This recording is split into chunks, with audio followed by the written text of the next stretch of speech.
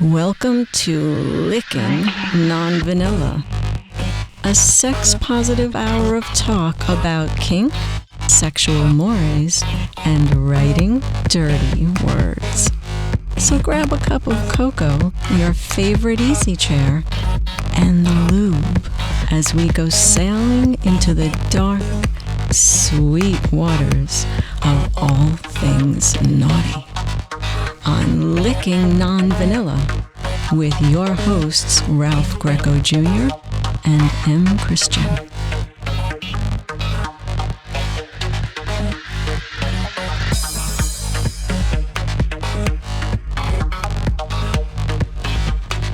And we're off. Hey kids, welcome to Licking Non-Vanilla, your one-stop shopping for all your perversions, as far as we can give them to you. My name is Ralph Greco Jr. From the great state of New Jersey, and across the way there from me is Chris, otherwise known as M. Christian, from the what once used to be the Green Hills of Eugene, Oregon. Now it feels like Arizona. Is that hot out there? That's 95 degrees, which for us is really hot. But that's and no rainy. No rainy. Nope. We had no summer. Now we're getting summer, and then some. Wow, man, it's been warm here. It was supposed to rain the whole holiday weekend, but we didn't get it. Kinda, so it was warm before and we had no rain, and now we finally got some rain. So but you know how Jersey can be. It can be a little soupy. Yeah, so, humidity. Ugh. Yeah, that's for sure. It's funny, without wanting to, you and I are both kind of humping for places we work for. Mm-hmm. Right? Mm-hmm. Your shirt you're wearing, you said that's the only clean shirt you have on at the moment. And I'm rocking my vintagerock.com hat. So there's Future Sex, which is a website that Chris writes for. Where's that located, Chris? Where's Future Sex? I don't know. I know the publisher, or at least the owner, is in Australia. Okay, sure. But the editors I've worked for have been all over the place. One was in Florida, one was in Canada, and I'm not too sure. Like then, when you telecommute, you have no idea where people are. True. And you've been writing for them a while, right? Yeah, it's almost coming up on a decade. I think it's been like 9 years, and yeah. And as Ralph and I were just chatting, I have some news about it, but I can't really share that quite yet. But I will. We'll do that. By the time this launches, I'll probably have the definitive news. And actually, maybe we'll do it on episode 50, because this is episode 49. Our producer just told us. I can't believe we had that many in it, and there we got some stuff happening too, Chris. Some people find us on Skyhawk Radio. Mm-hmm. And Skyhawk is doing some stuff, and this is something else we'll discuss a little bit later. Cool.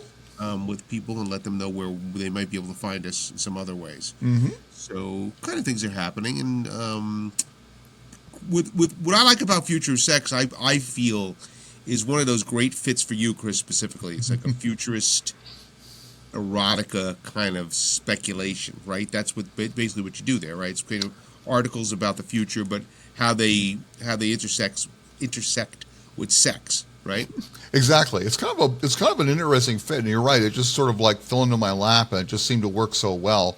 But it's basically news. But now they're publishing fiction, of which I know you have one in the pipeline, and I have a couple that are out. They're publishing short. Yep. They're publishing short erotic stories, science fiction and erotic stories, but they have to be non-explicit. But if you go to the site, you'll see them.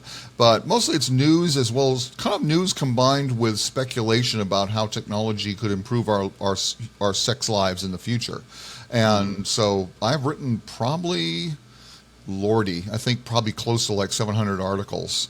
I believe, and he's not gonna admit to this because he's just too humble. But I do believe this is one of the areas. And Chris excels at many, but this is one of the areas he certainly. But I mean, seriously, Chris, you do have an acumen in this area where technology and sexuality can combine. I would say that's one of your stronger. You're kind of a futurist, kind of in that way, right?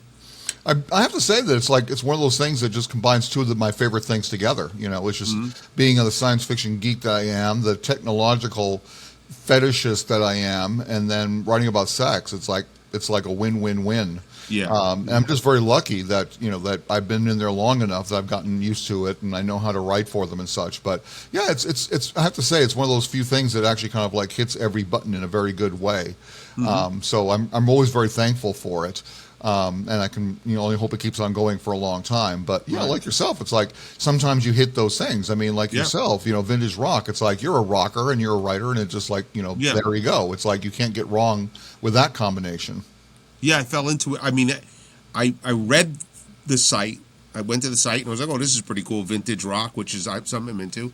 And then literally, what actually happened was the Vanilla Fudge were playing a concert in the New York area, more New York State, and I went out to see him with our producer of this show, actually. Hey, and my brother-in-law. So I think it was the three of us, if I'm not mistaken. Anyway, and I remember before I went, I wrote Vintage Rock. I said, look, I don't know if you're interested, but do you want a concert review?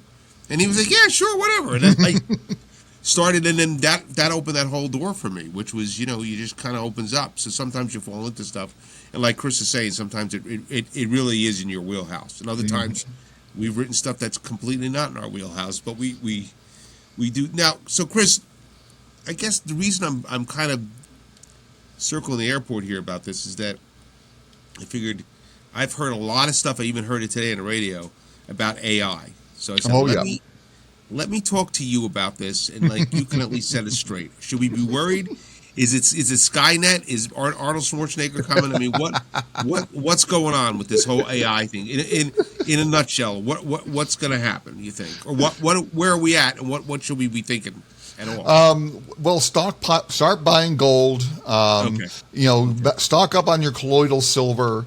And learn how to say "I surrender, please don't kill me" in binary.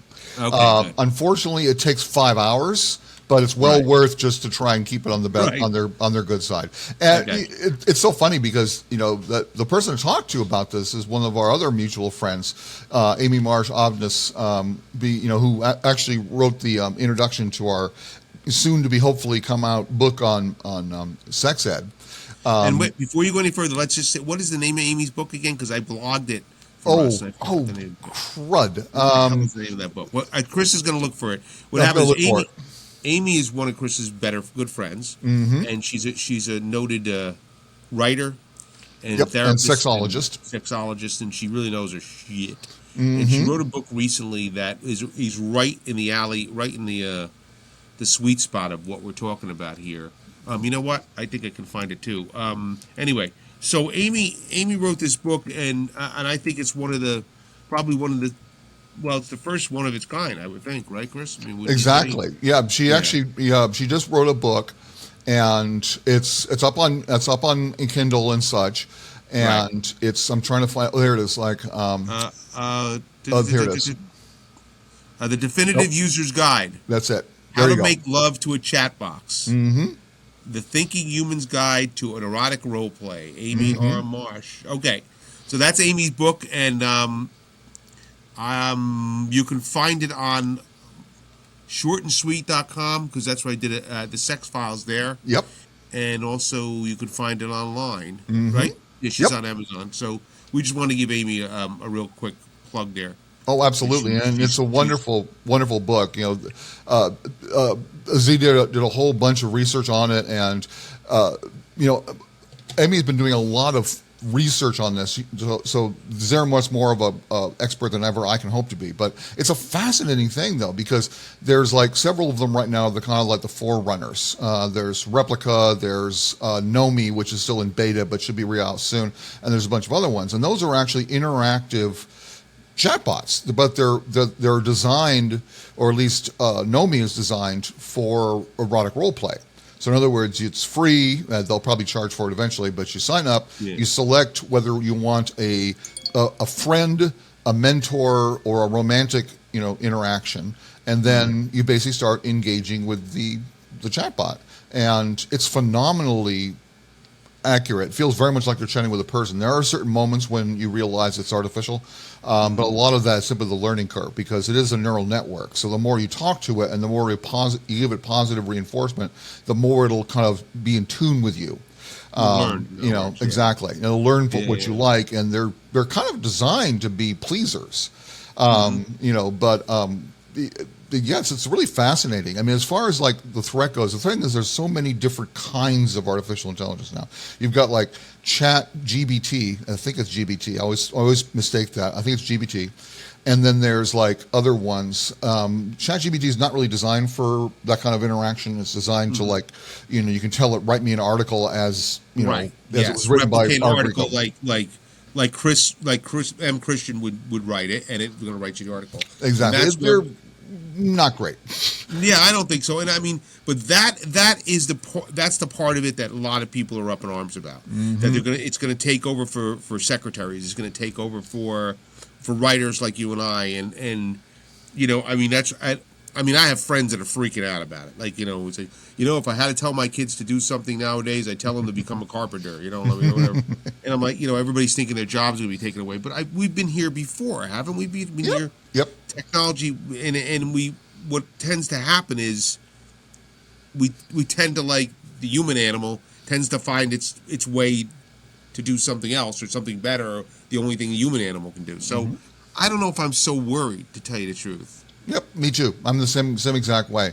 I do think it's like it needs to be regulated, not because of the AI itself, but because of the people who are developing it being kind of unethical. And I don't mean like taking over the world, but I mean like, for instance, the way they train a lot of these neural networks, and there's like several different kinds. Again, I'm very much not an expert, so anybody should listen to me should just turn off right now. But it's like, for instance, I'll just use an example.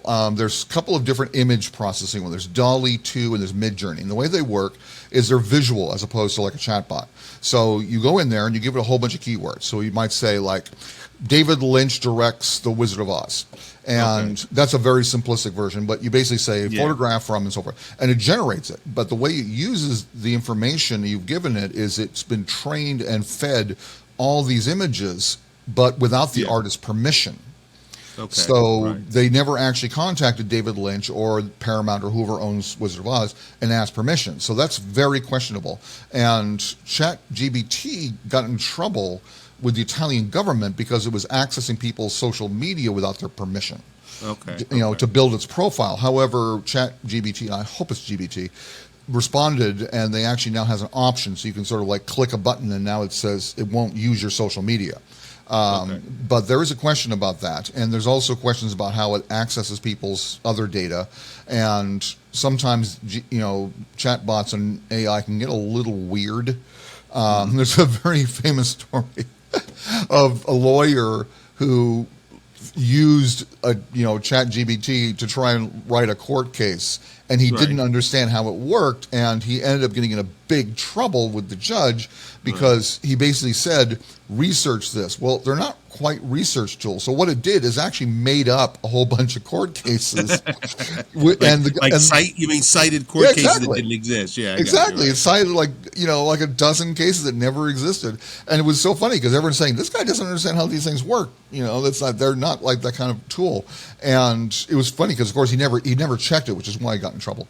But yeah, as far as taking the jobs go, I know it's also one of the platforms of the current writer's strike in Hollywood, which I think is absolutely I'll stand behind. But yeah, I think it's one of those things that yes, it's going to change things. It's going to some jobs are going to disappear, but that's the same way that happened when photographs replaced paintings and video replaced film. I mean, we actually our producer sees this all the time because he's deep in the music world, and he has had to adapt what he does and learn, from what we used to do with analog tape to digital. I mean, that's what and I had to, as little as I can learn, I learned how to do things differently, and also, but what comes out of it though, look, we all know there's a lot of garbage being produced anyway by humans, and it doesn't matter, but a lot of what comes down to it is, in the music, when it comes down to musicians, there's a lot of the demarcation is clear. Musicians who can play and musicians who can't. You kind of get that pretty quickly. So you go see somebody live and you see what they're relying on. You see, the technology that they're relying on, or you'll even hear it. And we hear it all the time, and you could tell the difference. You could tell, well, I could see, not all the time. Sometimes things are put together rather well. But generally speaking, I think these things kind of separate the cream from the, I think it separates the good from the bad in a way, because the legitimate people, not always, 100% never across the board, but they kind of rise to the tops, and then it also becomes almost like there's more of a desire to see a guy playing an acoustic guitar than somebody doing something. I'm not saying it happens all, and a lot of this technology is great. There's a lot that can be utilized by musicians, and I utilize them myself.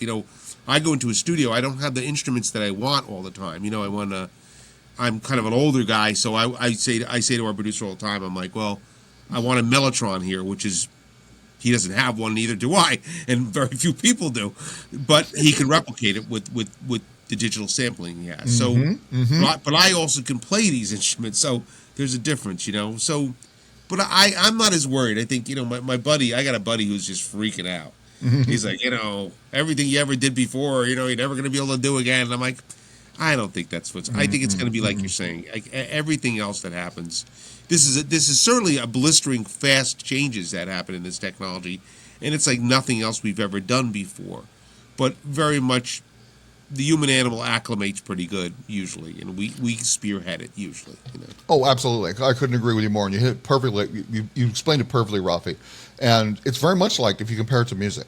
If you think about electronic music versus acoustic, when you talk about all kinds of different forms of music that just a few decades ago people would look at as being, oh my God, it's going to put musicians out of work. Right. Exactly. The same way again, when photography came around, people were pulling their hair out. That's going to replace paintings, or theater is going to die because of television and movies. It's another tool, and I do think eventually, and you hit it very well when you talked about handmade.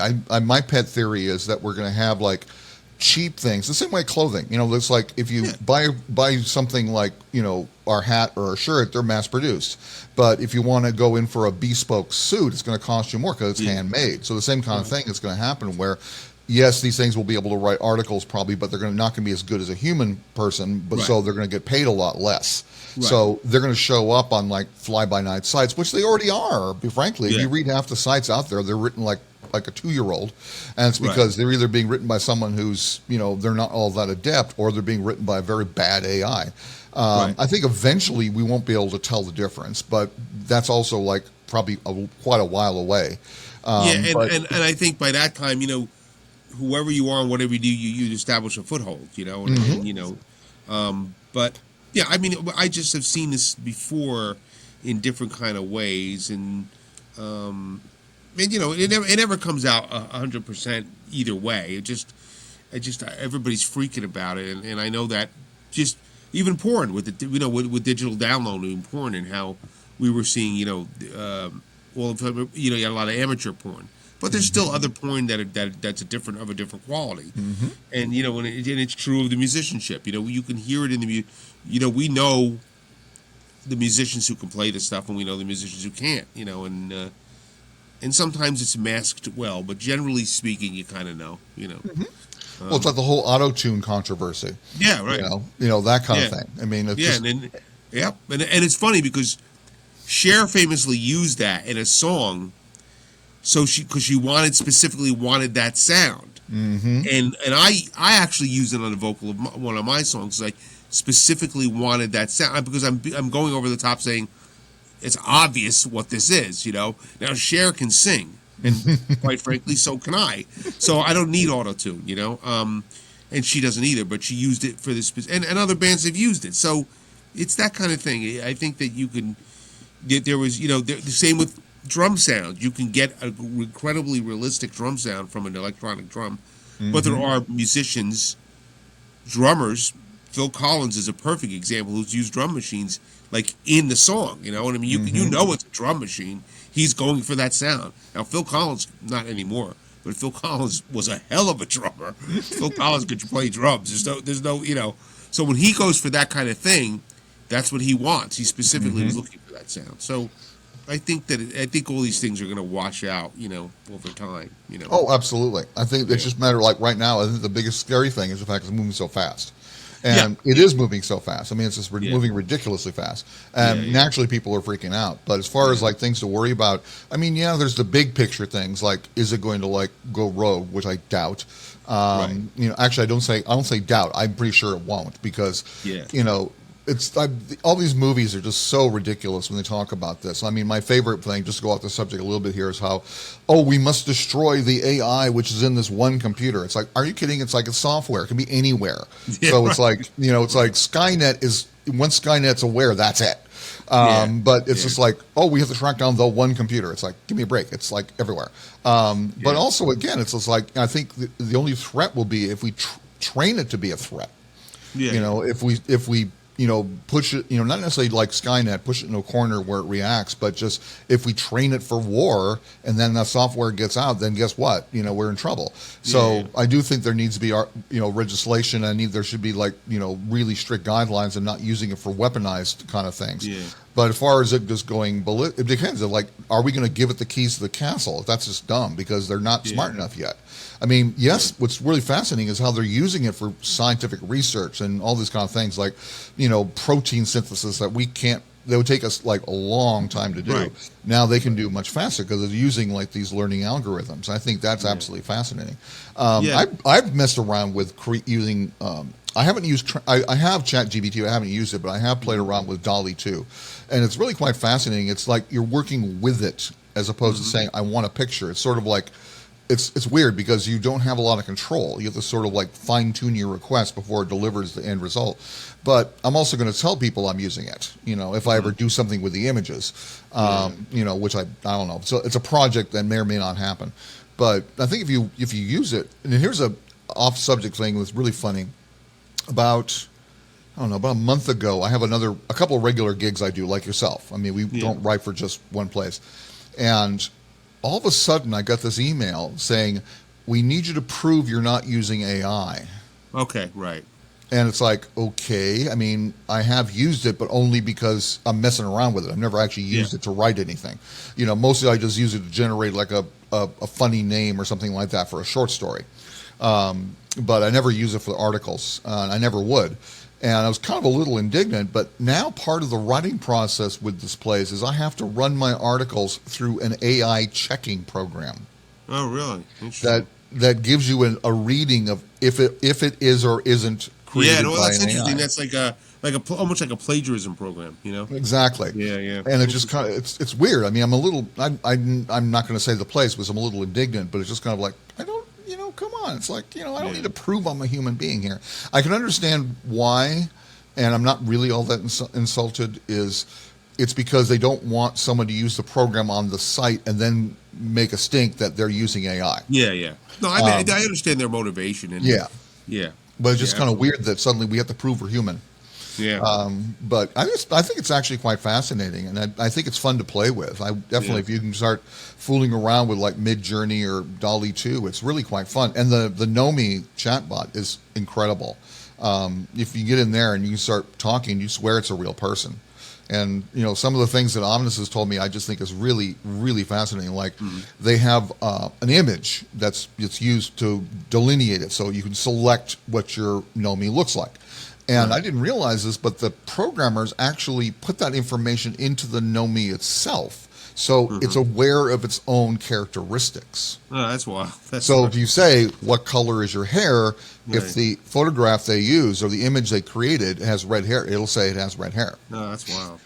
And I just think that's fascinating. Of course, the best stuff's around the corner. I mean, this is all, when you start doing things like, combining chat bots with image software, and right now the image software is pretty only good for static images, but pretty much I think like in a couple of years or even sooner, we're going to have like make me a movie in the style of, David Lynch, does Star Wars, and it'll actually be able to do it. Well, it's funny because, I was talking to our buddy PJ at RoboBabes. Oh, yes. Who we've had on the show, and he's, this is a area they're going into or they're thinking about because they have the sex dolls, and the next step is to make them some sort of AI compatible or whatever it is. So he said, if that technology is something he's looking into, And before we go any further, you're listening to Licky Non Vanilla, so just let you know, do a little station break there. But I don't know. I usually with these kind of things, whether it's the music business or what, I usually just sit back and let them kind of suss out, because over time they're going to find their way, or we'll find our way. And I'm not such a mover and shaker that I can affect anything anyway. But I'm just out there like you, looking for jobs. Just like trying to survive, doing what we're doing. And trying to land what we can, and massage a client and kind of, stick in there. Like I think I just learned, and you just learned, I know too, because things we're trying to skirt around, not talk about. Tenacity is really a key here, and I don't know. A computer program, you turn it on, you turn it off. There's no level of human massaging and tenacity and all that kind of stuff, which you and I do all the time. Perseverance, which is very, very important. And I think that's part of what we do as humans. I don't see an AI program being able to do that. The things like the things you go like. I just had an experience where I had I've been courting this person before COVID. I've known him for a while, and and then COVID hit and kind of put everybody's business up in the air, right? And I just finally went in to have a meeting with this gentleman. Which interesting meeting, because I'm working PR for Rick's Cabaret in New York, which is kind of a big strip club, and Gentleman's Cabaret. And what was fun about it, I go to the meeting on a Thursday night to meet the main dude, and I'm having a meeting with him. Where's a girl's ass like right next to me? Like some girl giving a lap dance over here, and another girl taking off her top over here, and we're having this really intense conversation about the work. And it's like, it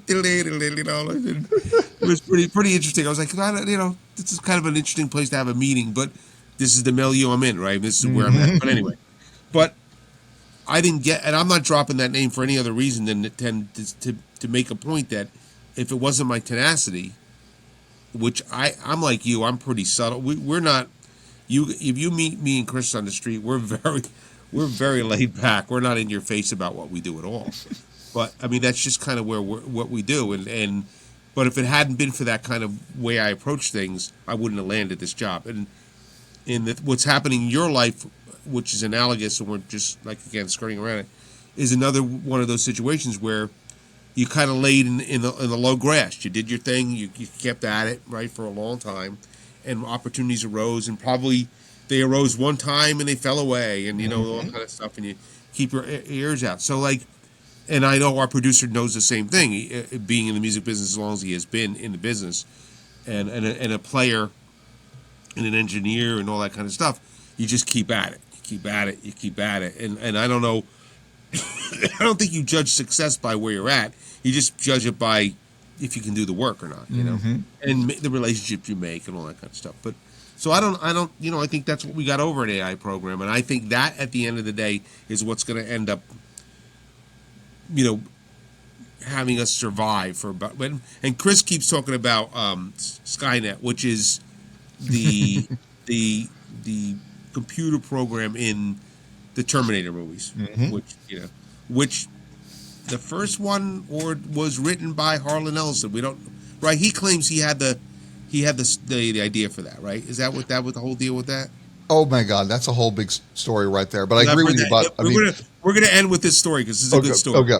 But speaking of it's funny. I've always, one of my favorite maxims is success must find you working. Yeah, right. And I don't believe in success. I think success is a useless word because your idea of success is not mine, and so forth. And someone who says you're a success, well, that their life could be absolute crap, but they're Right, good at one right, thing. So right. are they a success? But I think the idea is that getting forward must find you working and that's what it is. It's like I'm always amazed by people who let things fall through their grasp, and that happens. But still, it's like Yeah, you of got to stick with it. But yeah, the story goes, and I'm hope the ghost of Harlan Ellison won't haunt me. The story goes that Cameron, who made the first Terminator, was And this is interviewed. James Cameron. James Cameron, In of Titanic Titanic fame, right? and Yeah. Avatar fame. And this is actually one of his first movies, though he worked for Roger Corman for a number of years. And he was he did the special effects for some really zero budget films. But it's kind of interesting when you look at his career, you find out he worked on like Galaxy of Terror, which I don't think he did, but he worked on some of those early films.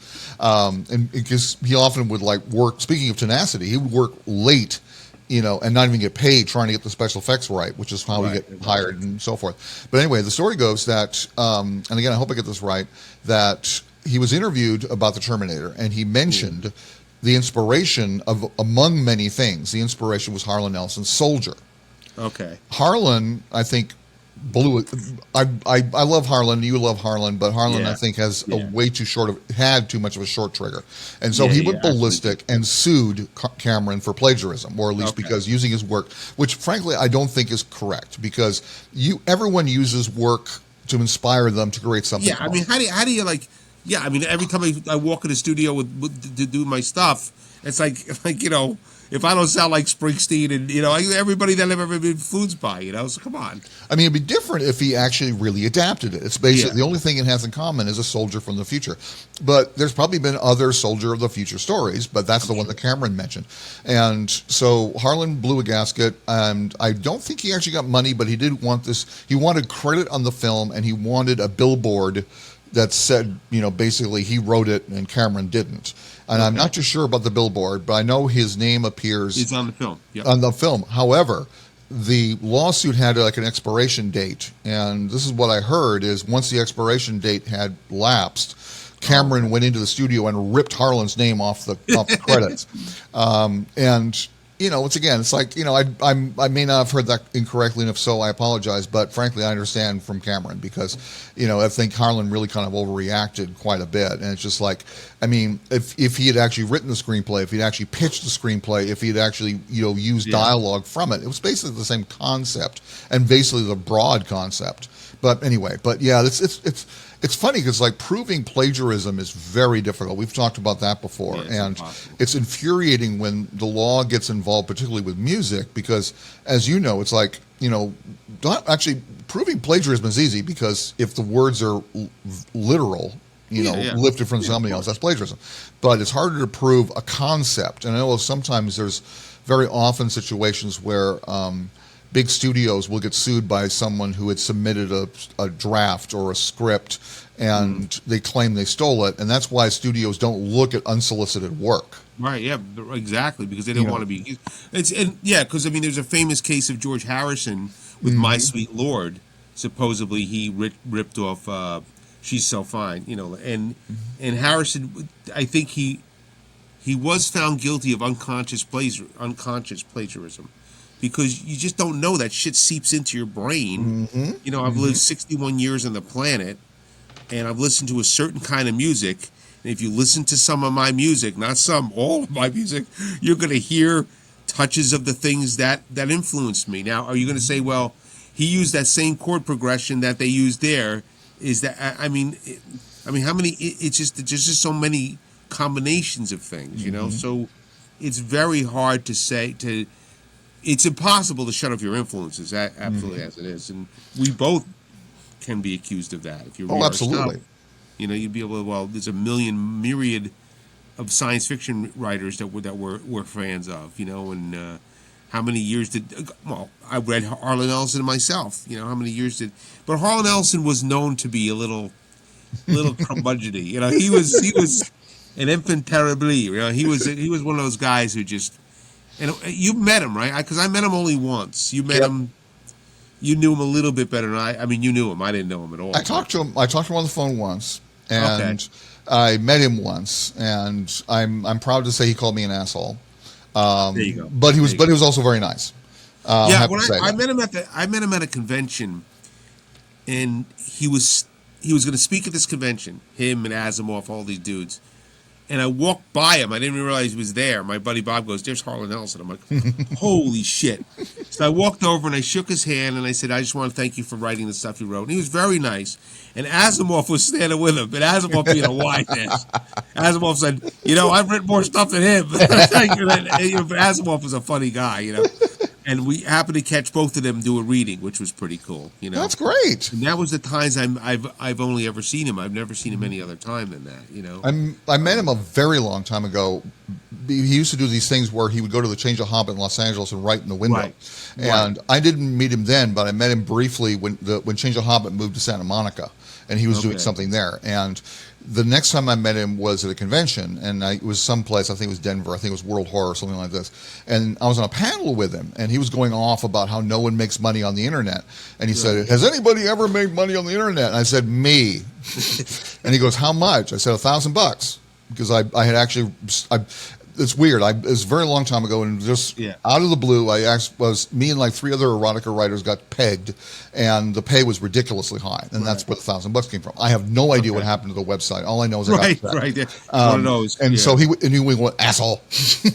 But later on, it was afterwards. I ran into him at the signing. He was very nice. He said, "Oh, you keep going, man. You keep going. Yeah, stick he was. with I it." mean, I think one-on-one, he was a good guy. Oh, yeah. And what Chris is referring to.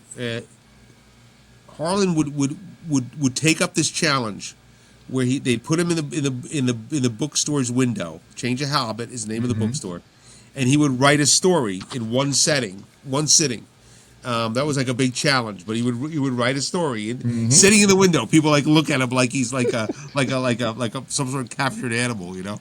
But if you never read Harlan Ellison and you have any kind of interest in science fiction or speculative fiction or criticism, because he was big in that too. Oh yeah. He'd be worth reading for you. I mean, this is one of those guys, but he's a singular talent. There are not many like Harlan Ellison. Unfortunately, most of these guys that we're talking about, Bradbury and Asimov and Harlan Ellison and Heinlein, and these guys are not around. Bob Sheckley was another great one. Oh, absolutely. Effinger, Silverberg, I mean, you name them. I mean, Herbert. We could go on. There's a whole world of stuff to read out there if you haven't had a chance, or stuff to see, and we definitely recommend that all the time. Oh yeah, I'm always encouraging. I know you do too. It's like, don't just read the new authors, read the classics as well, because some of them are just like some of them you would never in a million years know that they were written. When they were written. Alfie Bester is my all-time favorite, because you read Alfie Bester, it looks like he's written today, because he's so stylish and so off the wall. I mean, he's just absolutely bonkers. There's some guys out there, really, guys and girls both, that just. You got to get your hands on if you can get a chance. I mean, sometimes they're dated, but that's sometimes you got to look at them when they were written, and sometimes you can sort of go, okay, the language sucks, but the story's still good. I don't know if I told you about this one, but I hope this is right. I hope someone else hears this and will check on it for me, because I'm too lazy to do it myself. But I heard that there was, I think it was LibriVox or someone like that, who does public. They do readings of books, and they're all volunteer.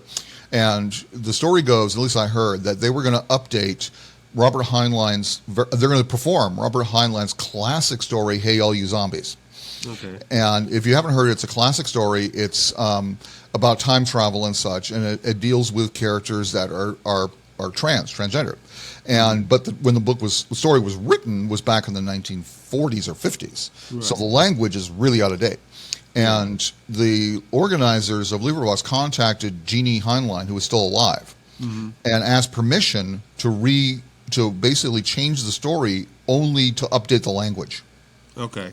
And bless her soul, she agreed. Oh, cool. So when they performed it, it uses current terminology versus when it was written. Cool. I just thought that was cool. I just like the fact that she was said no problem. Bob would not have a problem with it. So.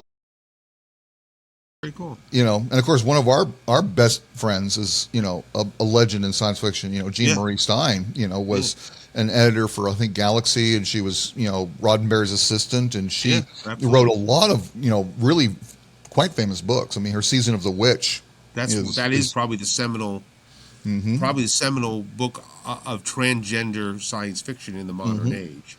It's really an amazing read. I mean, it's one of those, and that is a book. Actually, it's a book of Harlan Ellison exactly championed. Yeah.